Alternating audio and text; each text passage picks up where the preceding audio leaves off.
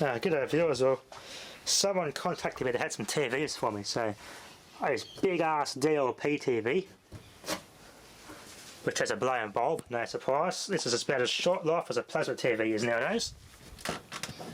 No remote though, so luckily it's got buttons under there. DLP TV HD, high definition one. It's probably from late 2006, early 2007 era. This is about, you get a plasma TV the same size as this, it costs you about $6 grand. This probably would have cost the same then. And you're wasting your money on something that doesn't even last that long. It's a waste. I was tried this with experiments with it to replace the, I'm pretty sure the circuitry specifies it, but I only work with the xenon lamp that's in it. You can't take the xenon lamp out and jump on the circuit so it turns on without the lamp. Otherwise, if it could do that, which I might still try, I want to put a bloody 100-watt chip-on-board LED module. Just make a backlight of chip-on-board LEDs. A chip-on-board LED would be a perfect bloody substitute for an expensive-ass freaking lamp out of this freaking thing. The lamp's worth more than a TV is now. $250 for the lamp, the globe, so if I could stick a big chip-on-board LED in there, or maybe change it so I could put a little LCD screen in there, make an LCD projector out of it. This has a good mirror inside it too. It's an actual glass mirror, not a foil type. There's a glass mirror inside that, which this does end up being scrap, which it may will. I'm going to keep that mirror for fixing other TVs up. So this works. This one doesn't. It just degouges and nothing else. So yeah, let's pull it apart. Base brand. Target sold these. This was from Kmart. Kmart sold this brand. Let's see what sort of goodies are inside this. How generic or... I looked inside the vents. This is a Chinese made CRT. Alright. Fuses and blown. Capacitors aren't visually bulged. Can't see any blown anything in here. Visually everything looks alright. Thycon brand main filter capacitor 400 volt 220 microfarad. Nice flyback with a thick cable. That's going to be quite a high voltage on that one. At least 30 kV. YS. Made by Shanghai Novel CPT Co Limited in China. Colour picture tube, not CRT. They call it colour picture tube. Oh, be careful. I'm going to chip myself over. Well, I necked it. No tweeters. Filled 7 watt 8 ohms. Chinese brand. Not bad though, no foam, so that's a decent quality speaker. Even these cheap ass things have decent speakers in them. These ones here, flat panels, you get crap. Jingxing. Jingxing's are quite a common Chinese tuner manufacturer. This must be the two separate mono audio. These are both mono channel, so you got one separate audio amplifier for each speaker. And they are generic brand CU4287CS. And underneath that's got CJ E0013. Generic amplifiers. I have to Google those part numbers. Wonder how easy they are to drive. Nothing beats the old TDAs and the Philips and ST ones, the LMs and all that sort of serious chips. Botched resistor on there.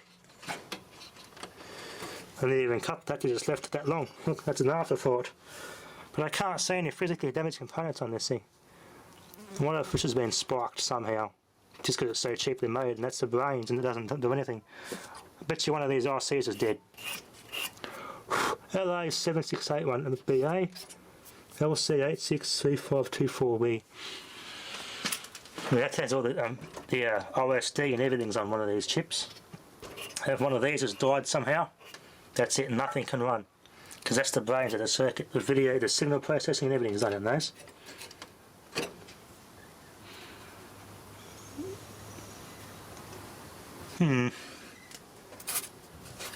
Tonhi. That's off the yoke. Let's give it a clean. I might dust it off so they can have a closer look in there. The flat CRT too, a short, low profile, slim CRT this one. Nothing else. It decals when nothing else happens.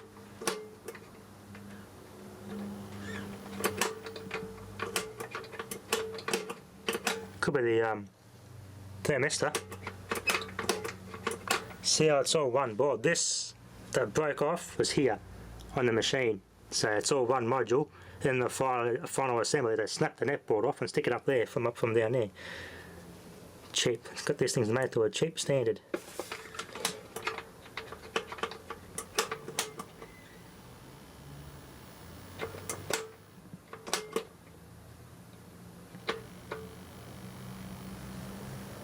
I hear something.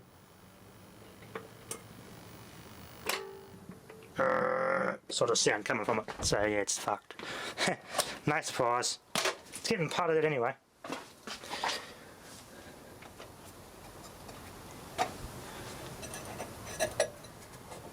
One of these making a sound. I can hear it, but the camera probably wouldn't pick it up. Oh, that chip there, transistor's warm. This transistor's warm. Yeah, it's here. It's this one. The heatsink's not even soldered on. I'll see if I can fix it just for the hell of it. I'll give it the benefit of the doubt, just to prove that these old TVs are still fixable. So this one here is making a sound. So we'll get to that underneath the board and see if there's any soldering or something missing off it. Yeah, it's a voltage regulator for the power supply. Made in Morocco, so it's not a cheap, it's probably a relatively quality component. It's a ST, I think, but quality component. It's not a cheap component either. It's a known brand. But yeah, that's got good soldering. There's no bad soldering under there. That's making a sound, so that's gone. Yeah, well, no loss. Good for parts, especially that flyback on those speakers. See if we can use those audio amps too. So we'll keep pulling this apart, and we can well, I won't need no use for the CRT. Oh, look at that. Huh. A terminal on there for an earth. On a CRT clamp. Huh. That's interesting. Must have picked it surplus for some other factories and just stuck it in here.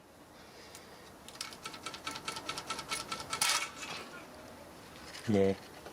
This CRT is too cheap and nasty to use of anything good, so it can be gassed out and broken down for recycling, so to speak.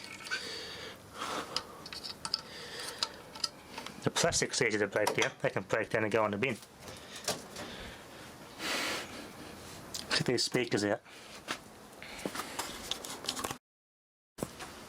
Yeah, this really is the last era. So our generation's the last generation that will be the recycling and the economising type, so to speak. Because the TVs they make nowadays, they're too disposable. You don't get speakers like that. They're all vented too. Fine mesh voice coil. These won't sound too bad in a decent enclosure. They are cheap and nasty, but I've blown some ones like this in the past. I had heaps of these. I used to get them in my lunchbox coming home from work experience at a TV repair shop every day with speakers. If I had known then what I know now, well, I would have bought some vintage TVs home, I could tell you. Flybacks I would have bought home. More speakers. Well, I've pretty much got all the speakers I could, but I would have bought more flybacks definitely and mods. So, I wish I hadn't known then what I know now. I would have bought a lot more than just speakers home, I tell you. I had a TAC TV. It was the same size as that in 2007. It lasted 1 year and it was completely buggered. So I scrapped that, took the speakers home. They were the same as this, but same build quality anyway. It lasted about 20 minutes and a heavy bass song. I didn't even really drive them all that hard.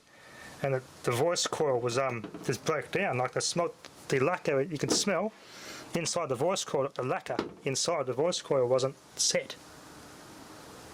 That's how new the bloody TV was for some reason. The voice coils weren't, the lacquer for the windings and the voice coils weren't set. And just unraveled and blew within 20 minutes. So some are crap, some aren't, but these are always handy. Okay. Why buy stuff like this for your projects so you can salvage them for TVs? I mean, this really is the last days to save old stuff if you want to build projects out of. The newer stuff, the manufacturers don't want you to do that. it's a form of dumbing us down, so to speak. So that's the bad component which I mark on a red X. Let's park this thing out. There won't be any games on this one either. Pull that fly back off. Chunky one. Unplug everything. Branch of those capacitors, probably Samsung or something. FDA. What's FDA? Don't know. Just generic things. Maybe for some cheap, just to get me going, but I wouldn't trust them. Maybe for the odd thing, if I'm really desperate, but yeah. They hold your breath from the capacitors inside these cheap TVs. They're not very good quality to begin with. The resistors are alright. Nice beefy ones too, that's what I like. 3.9 ohm resistor there. Anyway, let's keep tearing this thing apart. A date code there. Well, 2004. 8th week, 8th month, 8th week, 2004. Possibly. 2004. Yeah, that was the year when Kmart sold this band and Target sold that bass crap.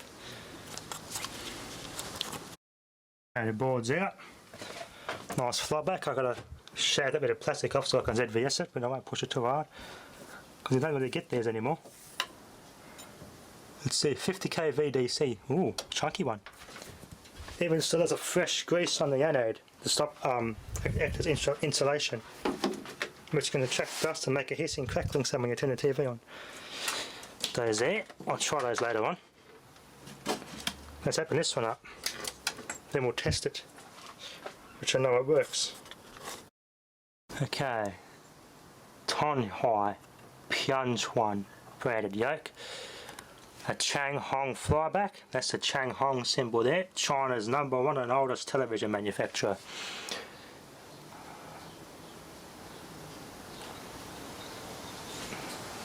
Interesting.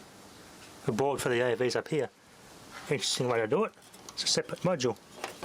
Half of it is anyway. Yeah, minimal components. Everything's in these chips, see? There's the audio amplifier, I think. Yeah, it's the audio amplifier there. It's a Philips brand. TDA 9430F. Probably over 6 watt per channel maximum. Changhong component again there. Jianghuai branded filter capacitor, 400 volt, 220 microfarad. Not much to go wrong, even though it's cheap components, so it's probably relatively easy to fix. Everything's so cheap. No, there's even no heat sinks on these transistors. This thing's so efficiently how it works. They don't need heat sinks. Speakers, JT worldwide, 5 watt, 16 ohms. Yeah, I reckon about 3 or 4 watt max, 5 watt max per channel. That amplifier chip. TLC brand. Yeah, cheap components.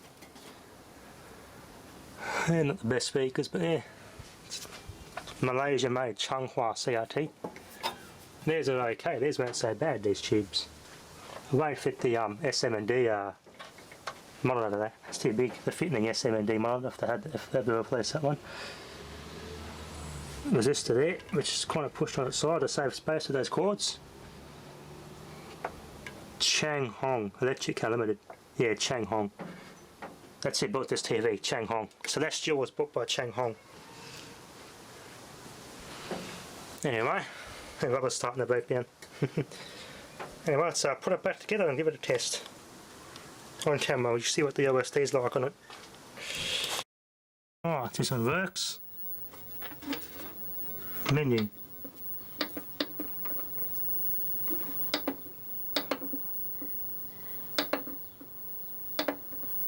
Blue back on, skin tone, favourite and demo. Yeah. There we go. Set-top boxes on, no games on this TV. Didn't think there would have been. Not all of them did, only some did. Yeah. Picture doesn't look too square either. Probably capacitors here. Yeah, it's not even 100% straight. Yeah, cheap capacitors.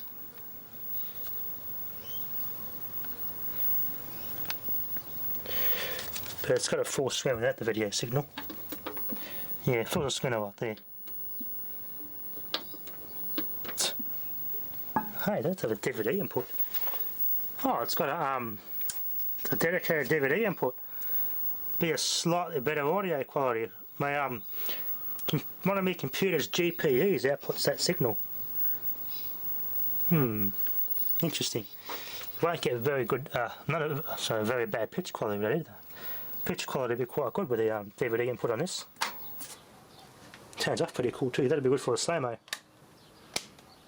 Anyway, that'll be enough for now. Thanks for watching.